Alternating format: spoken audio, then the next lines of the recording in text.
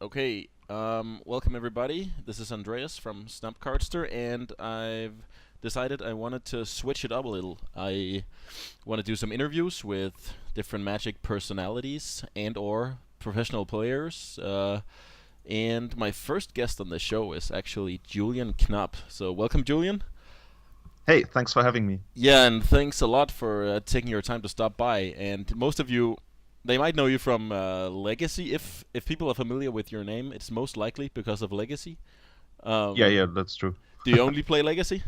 No, I also play some modern and if I can also some vintage, but I'd say 90% legacy, Yeah, 95. yeah, that's what I figured. You're kind of a format specialist, and that's why I wanted you to come by. So could you give a quick introduction of yourself? Yeah, my name is Julian Knab. I'm from Munich. I'm 31 years old and I love legacy. That's fast and clean and easy. I like that.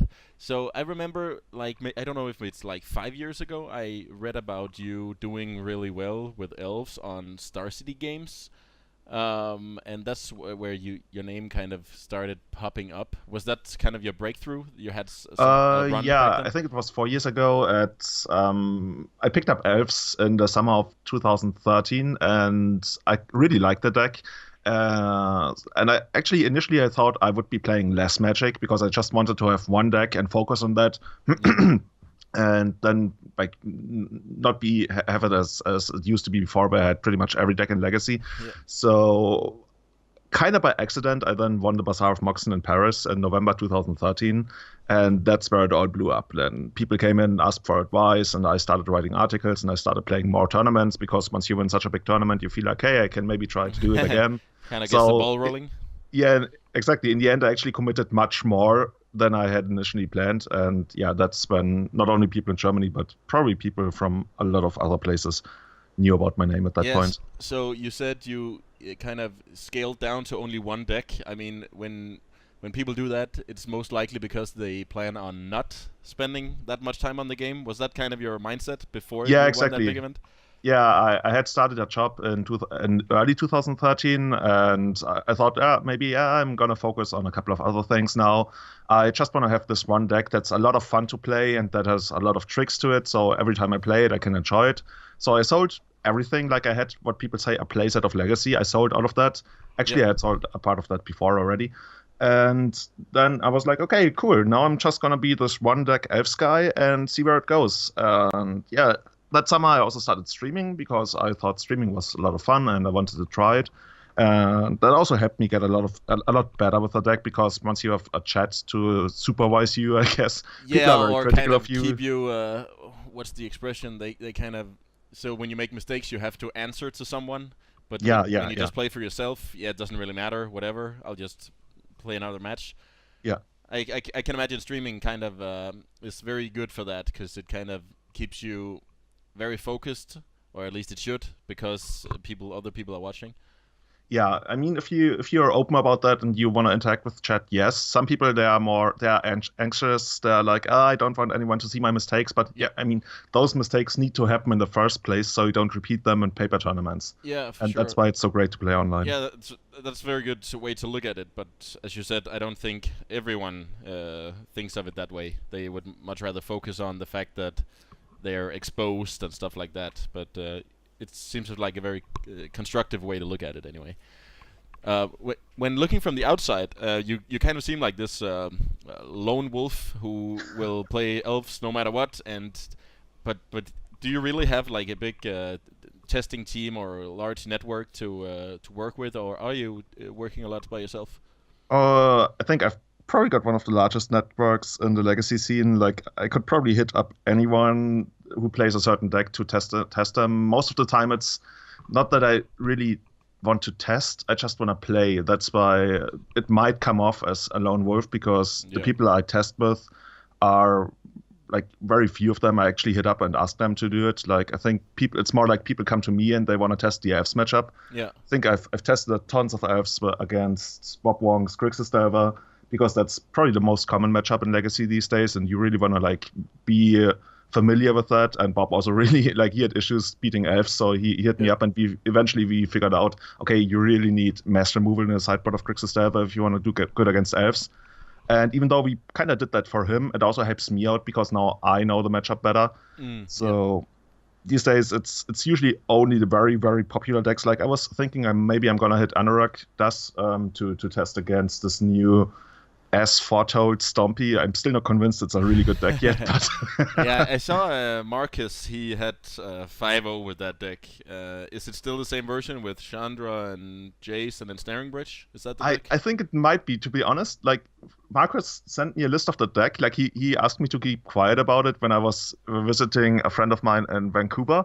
And I looked at it and it looked like a total pile, like total bullshit. But it looked fun. And that's usually what Marcus does. He plays decks that don't seem very good, but he does well with them. And I didn't get back to him because I didn't have time to answer. And then once I actually had time to look at it, a couple of people had already 5-0'd with the deck. And it seemed like the new thing on Magic Online. That's pretty cool. I think Legacy, I guess I want to talk to you about that as well. The banning of Sensei's Divining Top, the metagame back then versus the metagame right now. In my opinion, you can play you can play more decks now, and that's just good because I like diversity. What's your take on that? Yeah, definitely.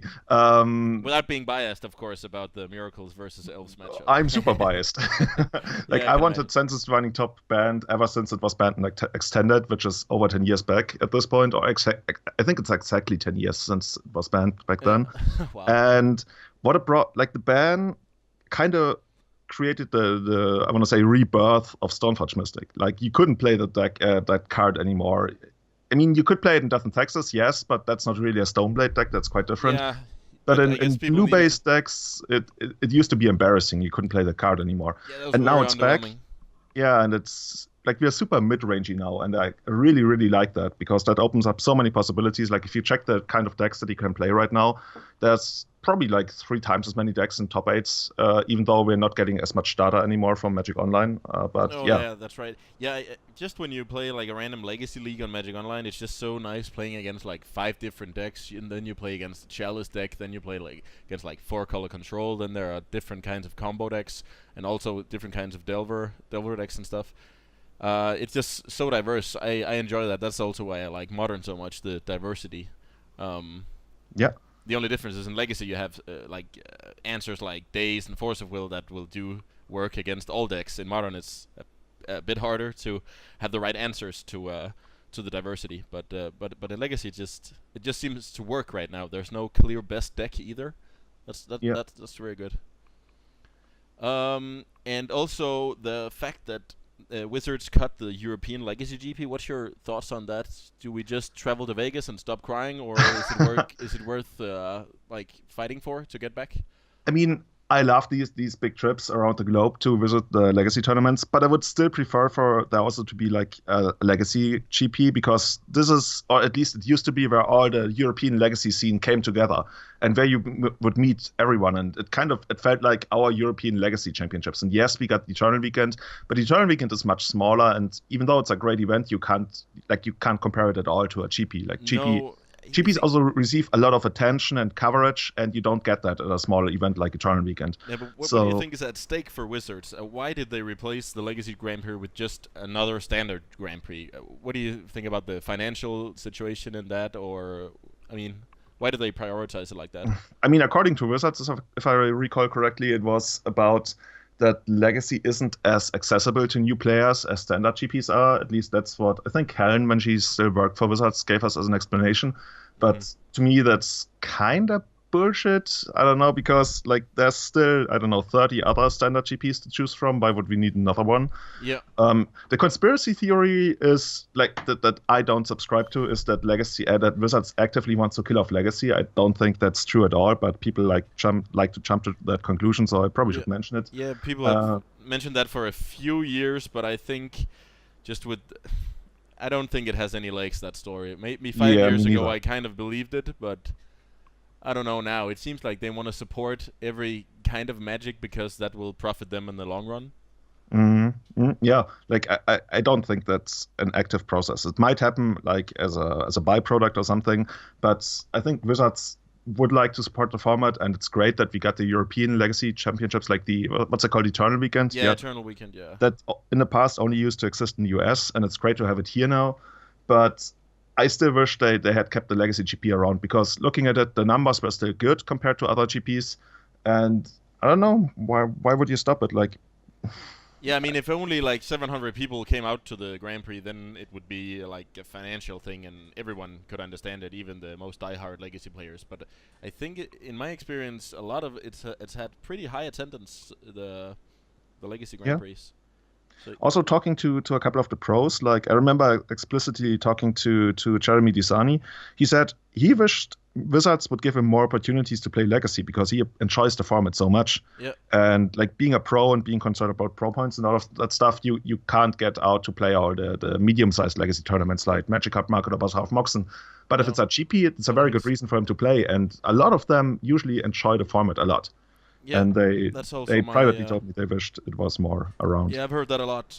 Pros, like, it's like you enjoy playing. You play a lot of football, but then you like to play it like beach soccer or whatever as a way to. It's like Legacy's kind of a vacation for the super serious. I like that comparison. Yeah, I mean that just just came to my head. It's just like it's still Magic, but it's a different kind, more enjoyable.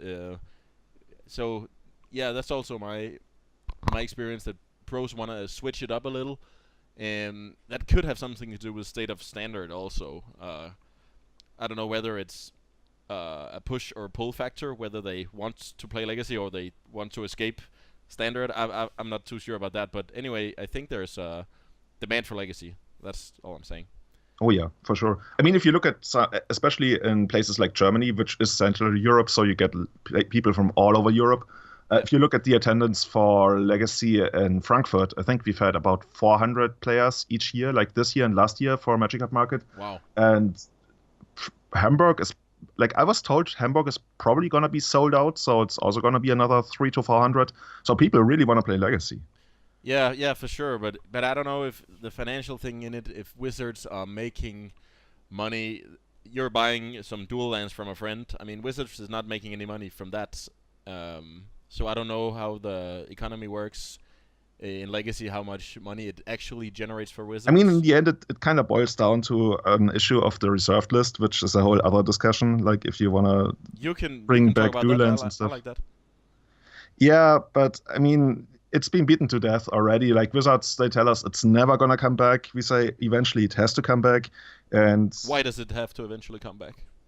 Because, like, over time, dual lands... I mean, in the end, it's mostly about dual lands, but also about other stuff like, I guess, tabernacles and stuff. But at the core of it, it's about dual lands, and there's only going to be so many dual lands around.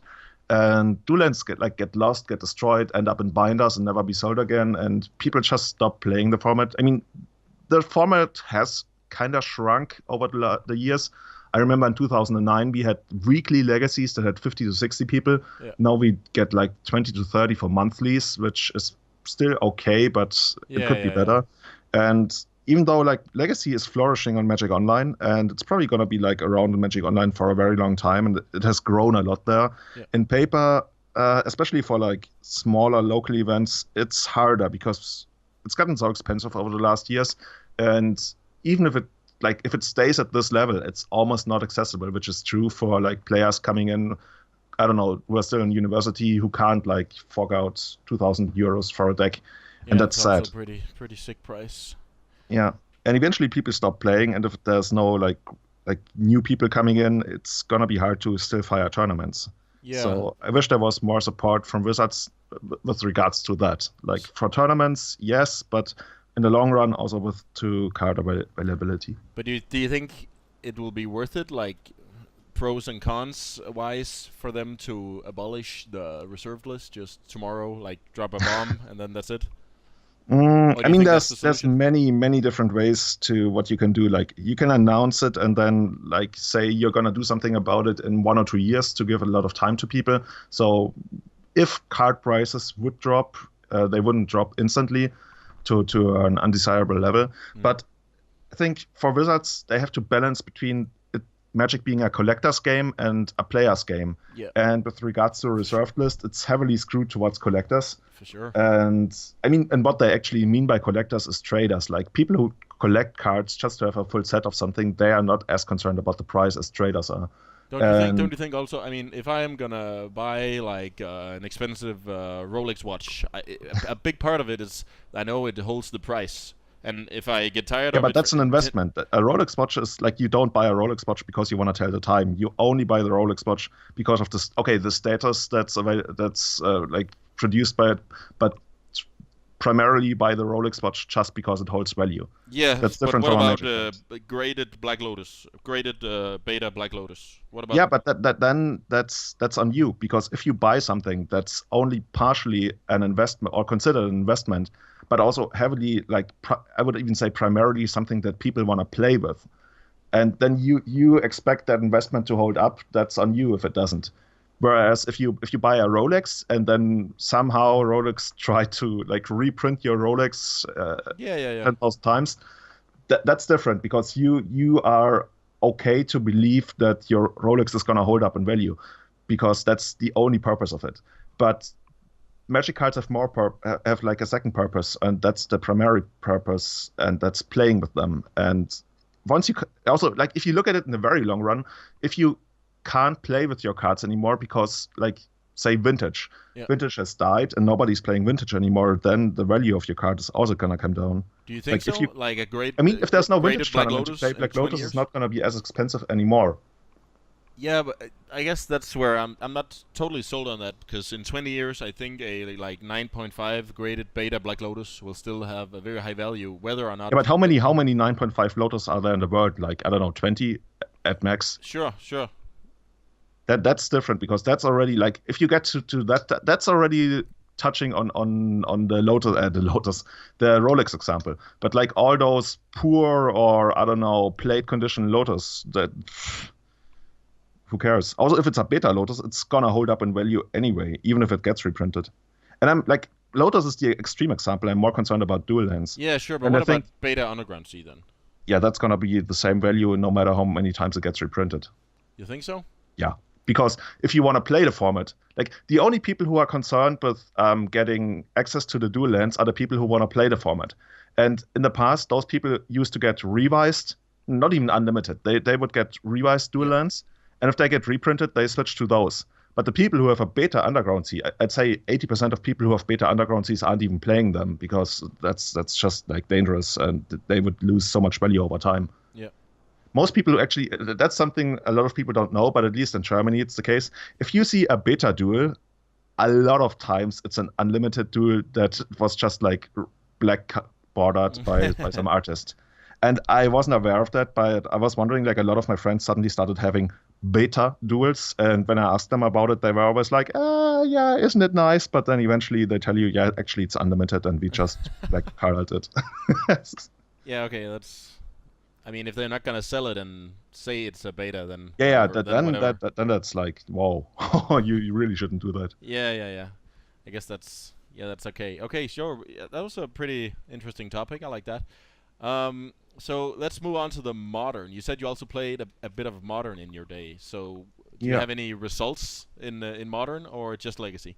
Yeah, especially in 2016, I think Modern was almost or even more successful for me than Legacy. Yeah. Because I played ad nauseum in Modern last year because Rodrigo Togoras told me to play the deck, and Yeah. I needed some deck because the Magic Card Market Series, like they offer Modern tournaments, and if you're around on the weekend for Legacy, then you might as well just play Modern the next day. For sure. So I was looking for an unfair deck because I feel like that's one of the strongest things that you can do in Modern, but that's also cheap to get. And the deck only cost me like 150 euros, so I got it. And yeah, what did I do with the deck? I top eighted MKM Milan, then I top eighted MKM Frankfurt. That already paid for the deck like 10 times easily. Nice. That's the way to do it. Even more than that, I think. Anyway, yeah. So yeah, I've been quite successful with the deck. The only thing is, it's not as good anymore, and I've been trying to find a new deck for Modern, but I don't want to spend money on the format. That's my issue. Like, I could build Death Shadow and probably be good with it, but I don't I want to think spend Death money. Shadow is in a pretty weird place because a lot of good players are playing it. So if you pick it up, you either have to be very good and have a lot of practice, or find some kind of edge in the deck building. Both of which is kind of hard if you're not interested in testing a whole lot. So you'll just be at a disadvantage every time you play a mirror match. So But I think I'm not concerned about the mirror. Like the primary issue for me is like it has an edge over the format as a whole, which is great. And then for the mirror, you're right. You probably have to test it. And I would like if I was to pick up the deck, I would play the shit out of it on Magic Online. I would probably play like 20 or 30 matches a day easily, just to figure that out. But that's a time investment on top of the money investment. So yeah, it's I kind of don't want to play it. Like in Vegas, I played Elves, and I think that Elves is one of the best decks in Modern. which version? So actually, yeah, kind of mono green, but then you got the Vizier of Remedies, the white guy, Oh, with that combo. and then a couple of Call of Calling targets in the sideboard. So it's basically mono green and has some white silver bullets. Yeah, it makes sense that you would be interested in picking up Elves and then Modern as well. But people kind of when the combo was first released, the deck was very, very good. But then people started to just have a bit more sideboard against it, and it just lost a lot of power. I didn't feel like it performed up to par in Las Vegas. The archetype as a whole, the Vizier combo. Yeah, might be like I didn't do very well with it. Because people started playing like more cages, more angers, and even flaying tendrils, if you know that card. Flaying. Oh, yeah, I think I've heard about that. It's a black colorless sweeper, Yeah. -2/-2, and then you exile Yeah. all the creatures. So the Shadow deck started picking that or anger up, and yeah, you just lost a lot of edge because you would be left with like a couple of bad creatures, and Yeah. people would just kill the important ones. Yeah, that's why I'm MKM Prague is coming up, and I might just play Ad Nauseam again, even though it's horrible against all decks that are running discard and surgical extraction. But what I like about Ad Nauseam is it's so unfair, and like in a format like Modern, being unfair helps you out so much. And it's also really great against the blue decks, even though there's not many blue decks around anymore.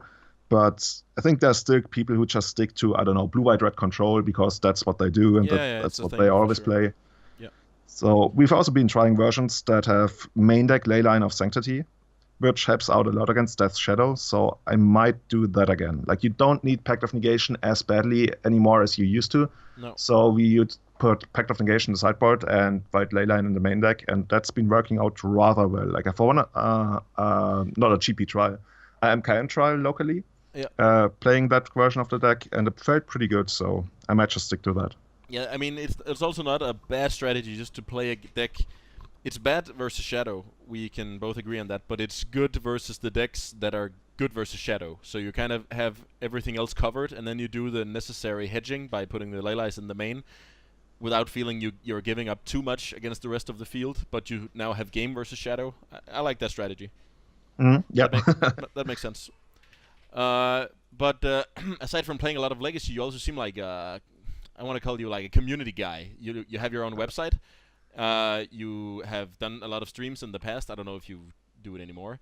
You seem like a guy you want to interact with fans. You bring a lot of initiatives to the table. Tell us about that angle. Like, why is that important to you? Why don't you just play Magic? Why do you want to interact with people while doing it? I don't know why I do it. But I know that I enjoy it. That's probably the main thing that keeps me doing it. I like producing content and like putting stuff out there for people to enjoy. Yeah. I couldn't really tell you why, but like making these streams, these videos, these leaks, maintaining the website, it's something to do to like interact with people. And it's kind of crazy. Like a friend of mine from Beijing in China, he recently told me, hey, like we were sitting at the table and there were these Elves players and they were talking about you, and they're like, what the fuck? That's like, I couldn't call it famous because Legacy is still like a very small format compared to the rest of Elves of Magic. But like being somebody who's recognized inside the community is kind of cool. Yeah. And also like being able to like be so connected with other people to bring forward stuff like the Legacy Premier League. Like I couldn't do that if I didn't know a lot of people, or if like sponsors didn't have trust in me. Like if I was just some guy who randomly stepped into the scene and asked Card Hoarder for like tons of money to sponsor the league, they probably wouldn't do it. No, you need to do a lot of dirty work before you can get to the fun part of getting sponsors. I mean, it's been and stuff. fun ever since the beginning, but yeah, I know what you're getting at. Yeah, for sure. So yeah, you can.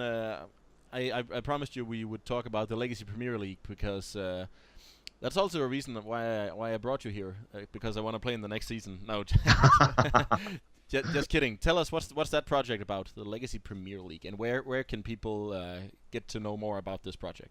So it started out as an April Fool's joke in 2015. We called it the Legacy Mediocre League, and we made a fake poster and advertised it all over the world for people to tune in on. I think it was April 31st or something. No, I don't get it. Anyway, it was like just a troll move, I would say. But Mike Danielson and I, like, he's called Our Voltage. You probably heard of him. He's a mod in pretty much every Twitch channel these days that's related to Magic. Yeah. In 2016, we were like, hey, we could actually make this happen. This would be great. And the idea behind it was to have a legacy equivalent of the Vintage Super League. Yeah. So we started the Legacy Mediocre League, and we ran it last year. Caleb Durward won. And it was a great experience. It was tons of fun. It was great also to showcase the format. So this year we wanted to do the second season, but some players had like concerns about the name. So we actually, Jarvis Hugh, so we actually switched it to Legacy Premier League instead of Legacy Mediocre League. Yeah, I get it. You started out as a joke, but now you could make it more serious. That's kind of normal. Yeah. So we ran the second season overall, or like the first season of the Legacy Premier League, if you will. Yeah. And we just finished it, and Jarvis Yu won. He's actually a robot, a Magic playing robot, and he destroyed the top 8 like nobody else did. And if you want to watch those videos, you just go to either itsjulian.com or legacypremierleague.com, and then there's already a couple of links to the Premier League and to the videos there. And then you can watch all of that. I'll make sure the links will show up in the video and stuff, so don't worry about that. Cool. So this year we had 16 players, and the next season is probably going to start sometime in fall, or not winter. Winter is too far away. I would say the next season is probably going to start in a couple of months. Yeah. And we are not sure yet which structure we are going to use because, like you mentioned, we have tons of requests for people to play in that. I can imagine. I gotta figure out a system that's fair, but also like gets people who I don't know are recognizable in Legacy. Yeah. Because I kind of want to reward that certain people are like I don't want to say associated with a single deck, because the structure that I have in mind is probably going to be similar to the one we used for the playoffs, where you pick a couple of different decks. Yeah, so I you heard have to that you show played mastery of not only a single deck. Best of 5 matches where you had to pick how many decks?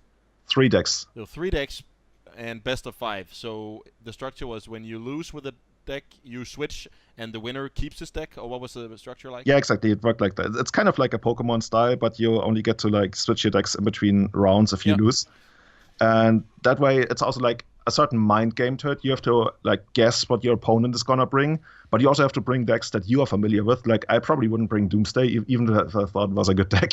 Yeah, so, I understand. So I talked to Michael Bonde about it. He was playing, I think he was playing Jarvis in the semis or quarters. I'm not sure. In the semis, yeah. Anyways, he was like, I know he's gonna bring this deck, but he knows I'm gonna bring this deck. So which deck should I start out with? And there was a lot of strategy involved there. That just seemed like a very cool concept, because, as you said, you could pick some decks that he's not suspecting, but then you give up some percentage points because of your familiarity with the decks. So it's kind of, you have to find the sweet spot. Then he might next level you and just play 3 versions of Belcher and Uxor Spells, and I don't know. Oh, is that you can pick 3 of the same deck? So the rule is that you have to pick a different deck, and we don't have exact rules on what constitutes a different deck, but Mike, he's not playing in the league, so he's unbiased. That's good. Yeah. He's got the final word on what actually makes a different deck. So I think if you play Death and Taxes, and then you play the red version, Imperial Taxes, and it's kind of red, like it's not only splashing red for 2 cards, but for like a couple of cards, then it would be fine. Okay. But if you played, I don't know, probably can't give you any good example. Like if you played Elves and then you played Chaos Elves, that probably would still be the same deck. Okay. Whereas if you played Blue-Black Reanimator and you played Black-Red Reanimator, those decks play out so differently, that would be considered different decks. Yeah. Okay. But I guess that's not really an issue. I mean, people can say, "Oh, those rules are not clear and stuff," but it's not really an issue in practice, right? Because It people hasn't people ever come are up as an people are issue at all. sensible. No. Yeah. Yeah, it's a pretty cool project. I will be filing my Application. yes, I'll be filing my application for that one, and if I don't make it in, I will definitely be following that project. Great. That's for sure. So yeah, that's very nice. You wanted to kind of talk a little about that project. The last thing I want to talk about is your Elves deck list, Hmm. and that should be on the screen for the viewers right now. I see a lot of stuff happened since the list you played when Miracles was around, because back then you played with like strange cards like Elves with Champion and 5-mana Planeswalkers and stuff. But now the list is very streamlined. It looks pretty streamlined, and then the sideboard you still have a lot of Abrupt Decay. What's that card for? I mean, Abrupt Decay is great because it's the most efficient card at doing what you wanted to do. Like, you wanted to remove Chalice of the Void, and you wanted to remove hate bears like, I don't know, Containment Priest, or sometimes even Meddling Mage or Aetherspawn Canonist. Yeah. And while there might be better cards to remove single cards of those, like for example against Chalice, there's actually Leyline of Life Force that makes your creatures uncounterable that I've considered. But overall, 2 mana uncounterable, it's the best job for the most uses. Like, Yeah. the needs here for the card are there's so many things you need Abrupt Decay for in Legacy. There's probably not a single more flexible card in all of the format. So it's your kind of answer to 70% of the things that you need answers to. Yeah, that makes sense. When I first saw your list, that was I was thinking. Yeah, you can have more efficient answers to certain issues, but I was also guessing that it was just the most flexible one. You use 4 slots to cover so many angles. Yeah, I mean, you could make a case for only running 3, but overall, like, then you're gambling on, because if once you start running few of those, you start running more specific answers, like, I don't know, Pithing Needle, which is still one of the broadest flexible answers, but for elves, it really only answers lands, Sneak Show, and Infect. And if you don't play against those decks, that card is kind of dead. Whereas Abrupt Decay probably gets sided in more than 50% of the matchups, and that's pretty good. How many decks do you bring in the full 4 against? Because I would imagine you would bring in 2 and 3 a lot of the time. I bring in 4 against any kind of Chalice deck. Yep. I bring 4 against Death and Taxes. And then against the other decks, you usually only bring in 3, depending on like what the rest of your sideboard looks like. But yeah, it's 4, also 4 against most Stoneblade decks, because Stoneblade decks, you want to hit the Chitter. Yep. And pretty much any Stoneblade deck, they also have additional hate bears like either Swan Canonist or Containment Priest, like I mentioned. Yep. So bringing in 4 is good. A problem used to be with Miracles when you brought in 4 and they took out all the counterbalances. That was kind of awkward, but yeah, at least you don't that's have gone. to worry about that anymore. Yeah.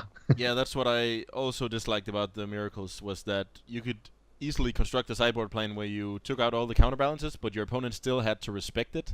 So you kind of had the upper hand no matter what, because either you had the like 1-2 punch of top and counterbalance and they didn't have an answer, but you could even also strand the answer in their hand if you just bore them out. That just seems good thing it's not around anymore. I got to play it around the end, just the last 6 months of its existence, and it was just so good. And I didn't have a lot of practice with the deck, but still just good results. So that's that's not good. I like Legacy right now. It's just great overall. Oh yeah, I like it a lot right now. And then the Progenitors in the sideboard, is that for Death and Taxes?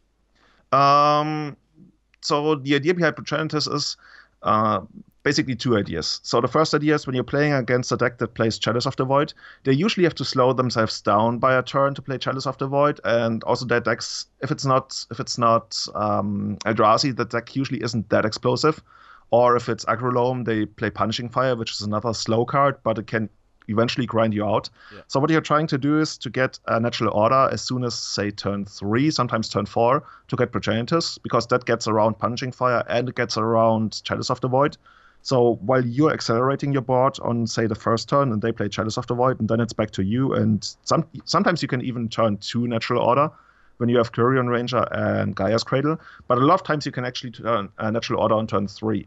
And that's the idea behind it. If you can't remove the Chalice of the Void, you just go for natural order, and you need very little resources to actually get there. Yeah. Like, even if you don't have enough creatures to kill them, which comes up a lot of times. Like, sometimes you just natural order for Behemoth and attack for 6 or 10, and then you pass, and then you can't attack anymore. With Progenitors, that doesn't happen. Yeah. Also, it's really good against lands, because lands can be, like, I can't say it's one of the worst matchups, technically, but statistically, it's been my worst matchup for Elves in the last year. Okay.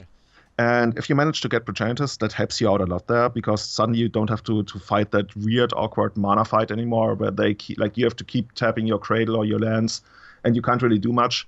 With Progenitors, you can drop the second Cradle, go for natural order, and even though all your Elves are tapped, because you tap them for mana, you still get the Progenitors, and then you probably win. Yeah. And that's one of the ideas behind it. The other idea is, if you play against a deck that's super removal heavy, like back in the day, it used to be Blue White Red Delver that played 4 Swords to Plowshares and 4 Lightning Bolts. Yeah. It isn't that much of an issue anymore, because Elves has evolved to be pretty good against that. But if you're playing against, say, Chunt, or that's pretty much the perfect example for it. If you play against something like Chunt that will attack your resources, and tax your resources heavily, then having access to Progenitors is great, because you can, end of turn, fetch Dryad Arbor, untap, drop a Cradle, and get Progenitors, and they have very little answers to that. Yeah. And like you mentioned, it's also good against Death and Taxes, even though they can have answers to it, like Containment Priest, or sometimes even Conscious Judgment. Yeah. Overall, it's still a great thing, because Death and Taxes is inherently slow, especially if they don't have Etherwile. And having this option, this nuclear bomb option, it's great. So the thing you said about John, that's because they are able to kill your critical mass, so Craterhoof Behemoth will not be the game winner, so you will just need something that can stand alone and beat the spot removal.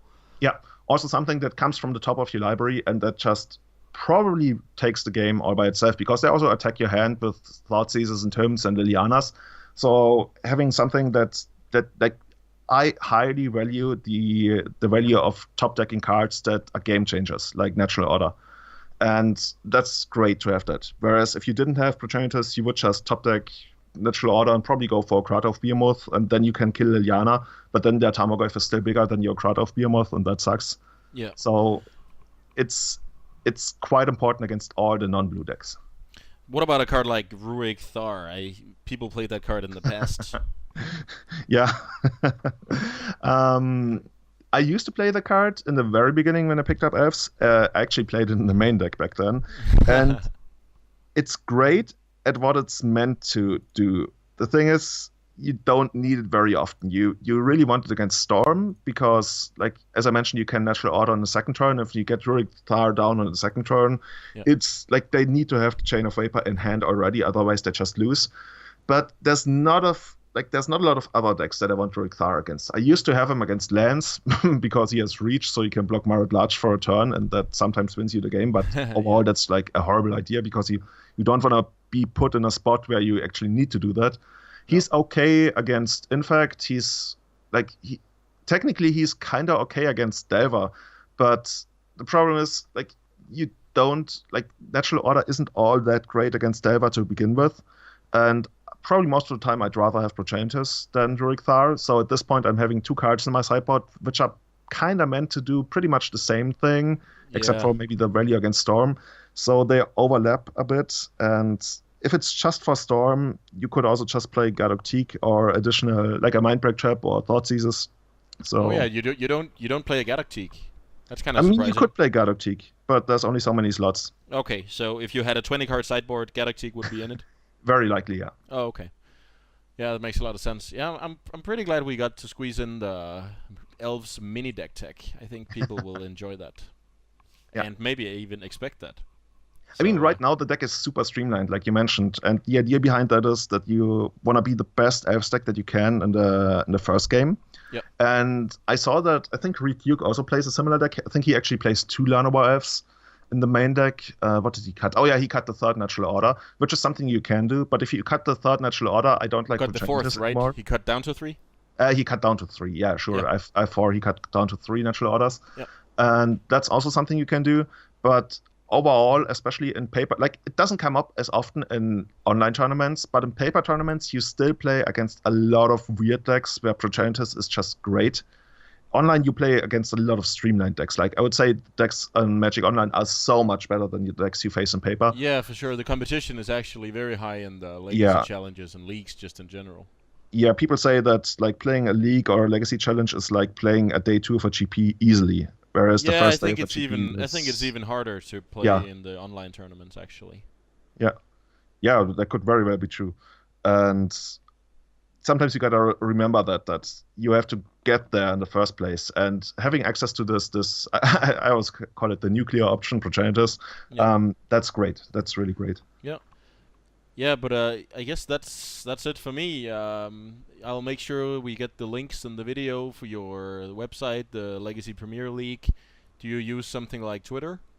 Yeah, it's at it's Julian23. Yeah. You can also watch me on Twitch TV/it's Julian. Also check out the website. Yeah, we mentioned that it's julian.com. Yeah, great. I'll make sure to get everything in the video so it's easy for people. They don't have to Great. remember all those names. But then I guess all I have to say is thanks a lot for stopping by. It's been awesome. Yeah, Thanks it a lot, was Joel. my pleasure. Great. Thanks for inviting me.